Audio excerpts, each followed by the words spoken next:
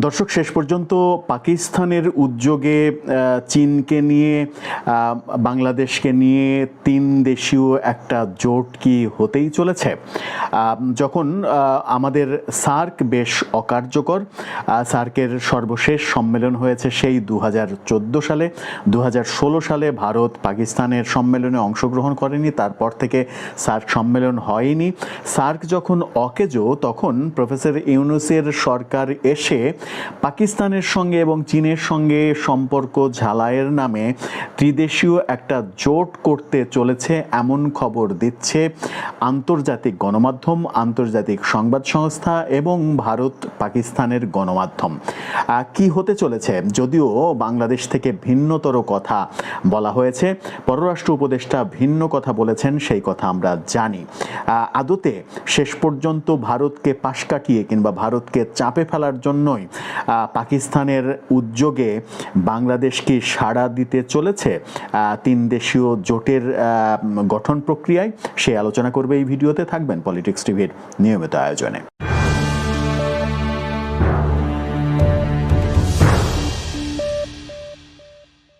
দর্শক, politics TV নিয়মিত ভিডিওগুলো স্পন্সর করছে প্রজাপতি.টিভি, নতুন ওটিটি প্ল্যাটফর্ম। আপনারা চাইলে ইউটিউবে, ফেসবুকে, ইনস্টাগ্রামে, টিকটকে দেখে নিতে পারেন। ডেসক্রিপশন বক্সে লিঙ্ক দেওয়া থাকবে, সেখান থেকেও আপনারা দেখে নিতে পারেন প্রজাপতির কার্যক্রম। চলে যাচ্ছি মূল ভিডিওতে। বলছিলাম, পাকিস্তানের আমন্ত্রণে চীন এবং বাংলাদেশকে নিয়ে তিন দেশীয় একটা জোট হতে চলেছে এমন খবর এসেছে আন্তর্জাতিক গণমাধ্যমে।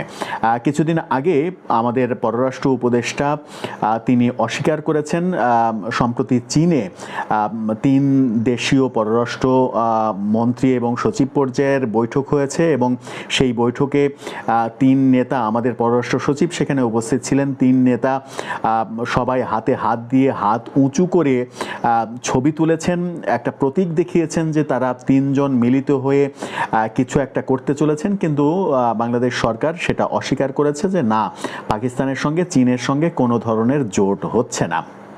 কিন্তু পিটিআইয়ের বরাত দিয়ে, পিটিআই যে পিটিআই যে খবরটা সামনে এনেছে আন্তর্জাতিক গণমাধ্যম, পিটিআই পাকিস্তানি সংবাদ মাধ্যমের উদ্ধৃতি দিয়ে একটি খবর সামনে নিয়ে এসেছে এবং পাকিস্তানি গণমাধ্যম দাবি করছে যে পাকিস্তানের উদ্যোগেই চীন, বাংলাদেশ এবং পাকিস্তানের সমন্বয়ে ত্রিদেশীয় একটা জোট হতে চলেছে এবং সেটার প্রক্রিয়া শুরু হয়ে গেছে, যার প্রথম ধাপের বৈঠক চীনে ইতিমধ্যেই হয়েছে। পিটিআইকে উদ্ধৃত করে কলকাতার আনন্দবাজার পত্রিকাও সেই খবরটা সামনে নিয়ে এসেছে। কি বলছে আনন্দবাজার, তার শিরোনামটা আপনারা দেখে নিতে পারেন। আনন্দবাজার মূলত এবং পিটিআই পাকিস্তানের সংবাদ মাধ্যমকে উদ্ধৃত করে মূলত যেটা বলতে চাইছে সেটা হচ্ছে যে আমাদের দক্ষিণ এশীয় যে সার্ক, সেই সার্কটা অকার্যকর হয়ে পড়েছে। বিশেষ করে ভারত পাকিস্তানের সম্পর্কের রেশারেশিতে সার্কের অস্তিত্ব প্রায় বিলীন, প্রায় এরকম মুহূর্তে পাকিস্তান মনে করছে যে নতুন একটা জোট দরকার, যে জোট গঠন করলে ভারতকে চাপে ফেলা যাবে। সেই কারণেই শেখ হাসিনা সরকার পতনের পরে, যেহেতু শেখ হাসিনা সরকারের সঙ্গে পাকিস্তানের সুসম্পর্ক ছিল না, প্রফেসর ইউনূস সরকারের সঙ্গে তারা সুসম্পর্ক তৈরি করেছে এবং প্রফেসর ইউনূসের সরকারও যেহেতু চীনের দিকে ঝুঁকে পড়েছে, এটা একেবারে পরিষ্কার। আন্তর্জাতিক গণমাধ্যম বারবার বলছে যে বাংলাদেশের পররাষ্ট্রনীতি চীনের দিকে ঝুঁকে পড়েছে। সেই সুযোগটা পাকিস্তান নিতে চাইছে। বাংলাদেশ, পাকিস্তান এবং চীনকে কেন্দ্র করে, চীনকে নিয়ে তিন দেশীয় একটা জোট, সেই জোটের নামকরণ কি হবে সেটা এখনও চূড়ান্ত হয়নি, তবে সেই জোট গঠন হতে চলেছে।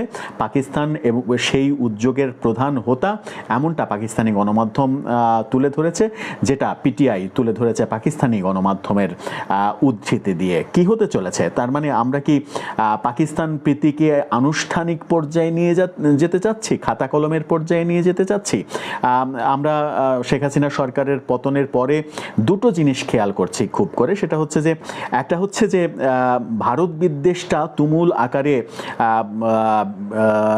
চারিদিকে লাগামহীন একটা মাত্রা পেয়েছে। ভারত বিদ্বেষ সরকারের পক্ষ থেকেই নানা ধরনের ভারত বিদ্বেষী কথাবার্তা বলা হচ্ছে, জনগণের মধ্যেও সেটা ছড়িয়ে দেওয়ার প্রক্রিয়া চলছে, ছড়িয়ে গেছেও অনেকখানি, এবং পাকিস্তান প্রীতি লক্ষ্য করা যাচ্ছে। সরকারের বিভিন্ন গুরুত্বপূর্ণ জায়গা থেকে এবং সরকারের কাছের রাজনৈতিক দলগুলোর পক্ষ থেকে পাকিস্তান সম্পর্কে বারবার পজিটিভ কথা আসছে। পাকিস্তান আমাদের ভারতের চাইতে ভালো বন্ধু, এই কথা বারবার বলা হচ্ছে এবং এনসিপির তরফ থেকে এই দাবিটা করা হচ্ছে। পাকিস্তানের বিভিন্ন নেতার, যে নেতাগুলো কায়েদে আজম মোহাম্মদ আলী জিন্নাহ, যার জন্মদিন মৃত্যুদিন পালিত হয়েছে গত 10 মাসে আমরা দেখেছি বাংলাদেশের মাটিতে, সেই ব্যাপারে সরকার কোনো ভ্রুক্ষেপ করেনি। সেই ব্যাপারগুলো কাজে লাগিয়ে পাকিস্তান 3 দেশীয় এই জোটের দিকে যাচ্ছে যেন ভারতকে শায়েস্তা করা যায়। বাংলাদেশও কি ভারতকে শায়েস্তা করার মিশনে নামছে? তাহলে ভারতের সঙ্গে সম্পর্কের যে চূড়ান্ত অবনতি, সেটা উন্নতি করার চেষ্টা করা হচ্ছে বলে পররাষ্ট্র উপদেষ্টা যেটা বলেছেন সেটা কি মিথ্যা? ভারত যে একের পর এক বিভিন্ন প্রতিবন্ধকতা তৈরি করছে, সর্বশেষ তারা স্থলবন্দর দিয়ে সমস্ত আমদানি বন্ধ করে দিয়েছে, গঙ্গার পানি চুক্তি বাতিল করতে চলেছে, 26-এ যখন মেয়াদ শেষ হবে তখন পুরনো চুক্তি যে সম্পাদন হচ্ছে না নতুন করে, এটা নিশ্চিত। যদি চুক্তি হয় সেটা নতুন ফরম্যাটে নতুনভাবে ভারতের স্বার্থ রক্ষার পরে যদি কোনো চুক্তি করতে হয় সেটা তারা করবে, একেবারে পরিষ্কারভাবে জানিয়ে দিয়েছে। সেই জায়গাতে যখন ভারতের সঙ্গে আমাদের সম্পর্ক উন্নয়নের প্রয়োজন, তখন আমরা পাকিস্তানের দিকে ঝুঁকে পড়ে যদি চীন, পাকিস্তান এবং বাংলাদেশ নিয়ে একটা 3 দেশীয় জোটের মধ্যে ঢুকে পড়ি, তাহলে অবস্থা কোন দিকে যাবে? দর্শক, আপনার কি মনে হয়?